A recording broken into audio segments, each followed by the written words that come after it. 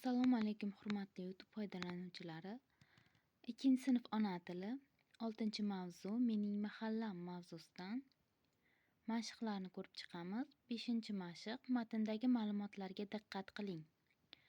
Toshkent shahrida Kamolon nomli juda katta mahalla bor. Tarixda bu mahallaning nomi Kamongaron, ya'ni kamonsozlar bo'lgan. Chunki ilgari bu yerlarda kamon yasaydigan hunarmandlar yashagan. Hozir bu mahalla Bunyodkor Shoh ko'chasi yoqasida joylashgan. Kamolonda Xo'ja Alambardor masjidi ham, Qozirobod, Oftob, Tutzor kabi o'nlab ko'chalar ham bor.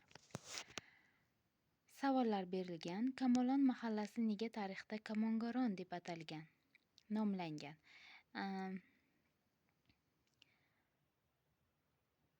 Demak, bu yerda kamonsozlar bo'lganligi uchun, ilgari bu yerlarda kamon yasaydigan hunarmandlar yashaganligi uchun, ya'ni Kamongaron, ya'ni kamonsozlar deb atalgan ekan.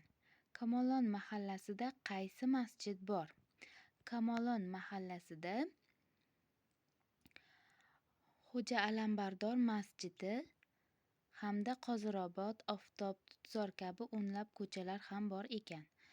Bizdan hozir masjidni so'rayapti.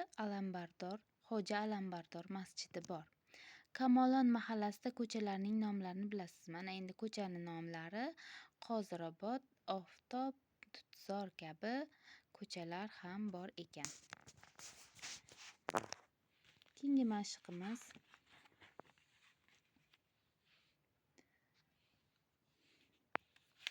bizda bu yerda bitta mashq ekan. Keyingisi uyga vazifa. Uyga vazifa. Tasavvur qiling, siz katta shahar loyihasini ishlab chiqyapsiz. Shahringizni qanday nomlagan bo'lardingiz? Shahringizda binolar qanday joylashishini xohlardingiz? Undagi mahallalarni qanday nomlar edingiz? Eng kamida 3 ta nom o'ylab toping. Xo'p, uyga vazifa. Shahringizni qandaydir o'zingizning shaxsiy loyihangizni shahar yaratib, unga nom bering hamda unda qanday binolar joylashishini xohlardingiz hamda undagi mahallalarga ham nom berib o'ting deb aytilgan. Demak, siz misol uchun aytishingiz mumkin, men ishlab chiqqan loyihamdagi shahar nomini Farovon shahri deb nomlagan bo'lar edim.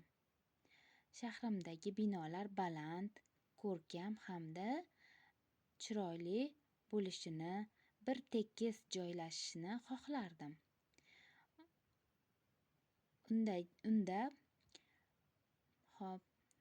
Tinchlik mahallasi, Do'stlik mahallasi, Obod mahallasi bo'lishini rejalashtiryapman deb yozsangiz bo'ladi. Bu misol uchun. Yana o'zingiz xohlagan nomlarni qo'yib yozishingiz mumkin.